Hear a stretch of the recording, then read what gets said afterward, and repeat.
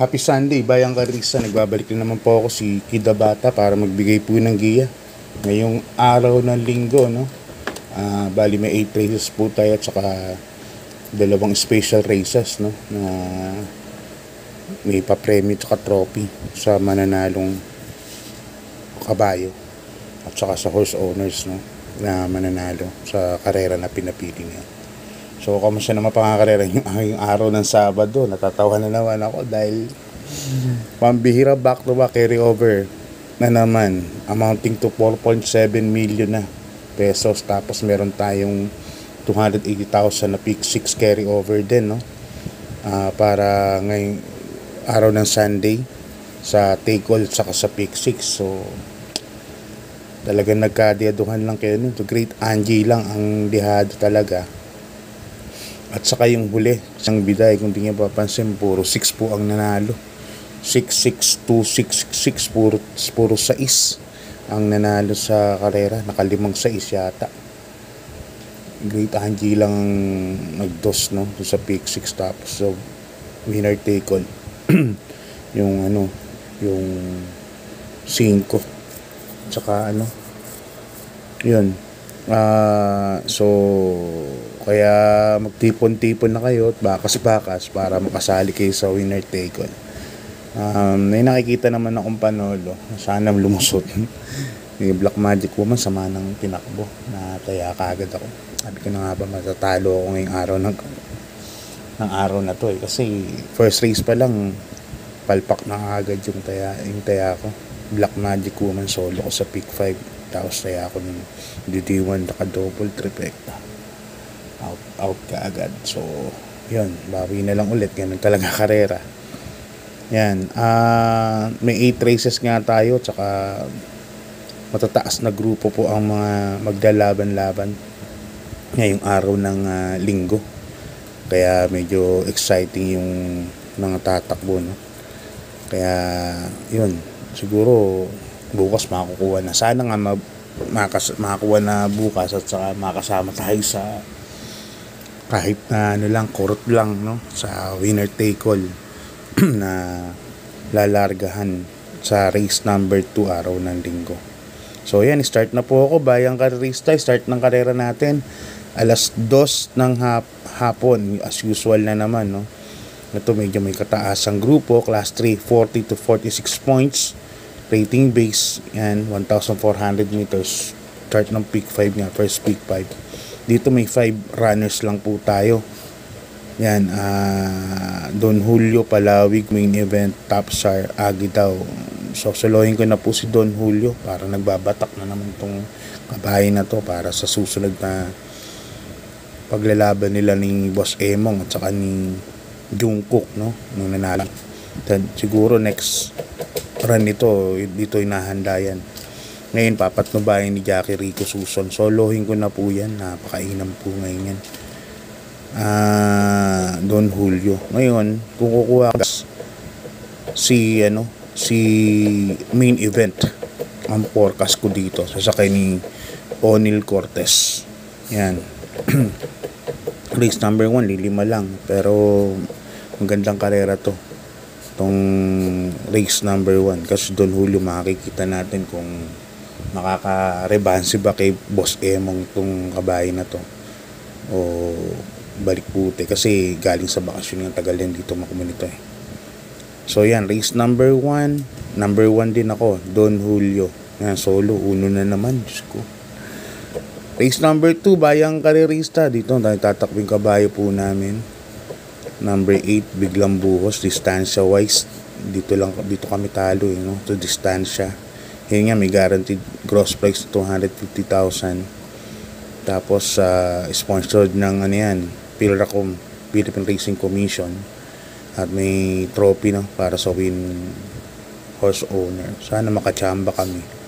Pero first race ko rito, medyo talo nga kami sa distance.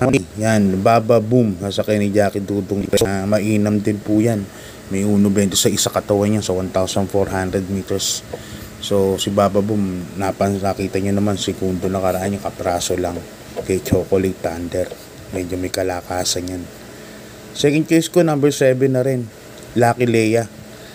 sa ni Hammerman, no? Dan El Camanyero. Yan ang second choice ko. Third choice lang yung kabayo ko. Tingin ko medyo mabigat laban, pero labas po yan. Sana nga makachamba para makakuha man. Alam nyo, yun ang pangarap ng mga maliliit na horse owner, makakuha ng trophy. So yan, 178 po ako para sa race number 2. Lipat tayo sa race number 3, Bayang Carrerista. Yan, second event ng winner take all. Dito 1,000 meters lang po ang karera. May 6 runners lang po tayo. May 3-year-old maiden race. Peak 6 din, no? May carry over din na 280,000, 285,000 yata. Dito solohin ko na po number 3, Top Tiger. Anak pala ni Tiger Run. Ewan ko kung kilala nyo po yung Tiger Run na puting kabayo. Kabayo dati ni SILD Mayor Abalos din, So nakita nyo naman, napakabilis itong si Pay the Lady. Actually mabilis din siya. Tapos si Charles Reyes pasakay. Pero si Top Tiger, nakita nyo nakaraan, grabe, napakabilis sa gate. At saka guradong didikit kagad to. Kung mauna si Pay the Lady, nakadikit kagad to kay Pay the Lady.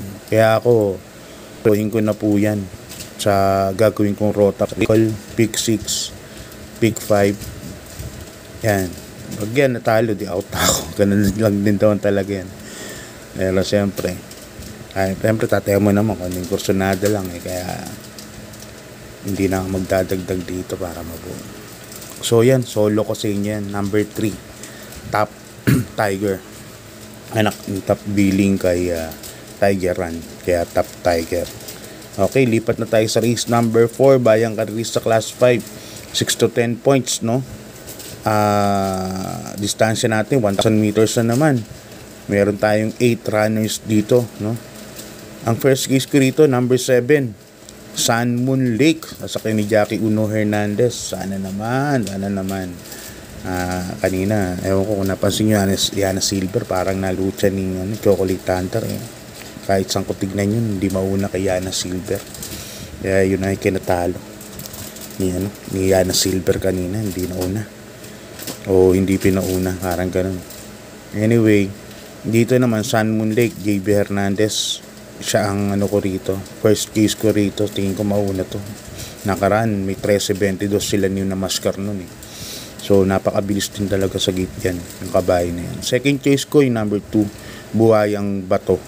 Yan, kaya dito 7-2 po ako. Sun Moon Lake, Buhayang Bato. Okay, lipat tayo sa race number 5, Bayang Carrerista Class 4, 16 to 21 points, no? Meron tayo ditong 9 runners, kaya 1,400 meters po ang distansya natin. Dito first choice ko, number 8, Magnolia Yana sa kay ni JB Pakay, kasi nga may kabit kay kay Sun Moon Lake sa unahan. At saka kasi nakikita ko rito medyo may kabilisan ng pacing. Si Isaiah mabilis po yung pagaran po yan. Magnolia Yana siguro laban po ito. Hindi natin alam kung kasi 17 rating 17 points pababa na po yan, pero pag nilaban nga patok nga po yan, kaya alamin nyo po yan kung labas o hindi. Kaya dito 8-7 ako, tapos protekta ako kay Bukaboom kung sakaling may balita ako. Okay, lipat tayo sa race number 6, Bayang Carrerista Class 4, 28 to 33 points. Yan, meron tayong 8 runners dito, 1,400 meters po ang karera. Dito nakikita ko mabilis si Eutychus, pero si Atomic pa may bilis din po siya. Pero syempre, didiskarte rin po yan. First case ko, number 4, Badabing. Yan, pwede pong mauna yan, pwede pong isunod. Saka bumaba po ng grupo yung kabayo na yan. 30 points na lang pala. So, pag bumaba na nakaraan, pangalawang baba niya na ngayon. So, yun ang first kiss ko. Number 4, Badabing. Sasakay ni Jackie Boji Henson. Gamit ni Boji ito naalala ko na ipanahal ni Boji ito 1,400 din ang karera. Kaya yan ang first case ko. Ang second case ko, number 1, Atomic Bomb. Sasakay ni JB Hernandez. Tapos si Eutychus na Llamados, tingin ko, sasama ko rin para sa third choice. Yan, lipat na tayo sa race number 7. Bayan ka rin sa penultimate race. Sana buo pa kayo. Huwag dating ng race 7. Buo pa sana mga pili nyo para sa winner take all. Kasi yan, pagka tumama kayo dyan at puro limado, sa tingin ko, pinakamababang bigay mga 10,000. Ganun, 8,000 hanggang 8,000 pataas. Mga 7,000, 8,000 pataas, mga ganun. Ang tingin ko lang ibibigay kahit na puro limado, no? Sa tingin ko lang. Yan, first, dito may 9 running style but 8 betting option lang. 1,400 meters nga kredo, medyo may kaguluhan to eh. Pero syempre, pili ako. Number 1, Attractive Force sa Kinipati Dilemma. Although nandiyan si Asyong mauuna. Si Attractive Force, pwede namang isunod yan. At nasa numero 1. Pag nauna pa lalo to kay Pati, kay Asyong, kasi may laban minsan sila ni Asyong, nauna siya, si Attractive Force. Ngayon maganda numero Attractive Force, pwede siya mauna. Second choice ko yung Deremate, malakas sa remate, number 3, Blackburn. Third choice ko, number 2, Euroclid doon, na nakikita ko nag-uumento tong imported na to. So 1-3 to ko para sa penultimate race. Okay, lipat na tayo sa last race. Yan, dito 13 runners po tayo, no? Ang dami. Pero solo po ako, number 5, Payros Treasure. Yung nanalo po na imported maiden stakes race, imported maiden nakaraan, no? So solohin ko na po yan, mahihinam po yun. 1.40, Muddy Truck po. 1.40 nga lang chinempo, pero Muddy Truck po yun. Kung convert mo sa fast track yun, maka mga 1.38, kayang gumawa sa milya. Kaya susolohin ko na po yan, number 5, Payros Treasure, para makatipid na rin. Kasi puro ulat nga ako ngayon. Pero yan, solo ko na po yan. Susolohin ko na po yan para sa gagawin kong rota. Ngayon, ang forecast ko siguro dito yung number 11, Full Combat Order, number 12, Sonic Clay. Yan, mga panguha po sa forecastan yan. Yung 11-12 na yan. So, sa last race po, solo ko na po yan, number 5, Payros Treasure. Yan, dalawang ganyan na lang po yung giya ko.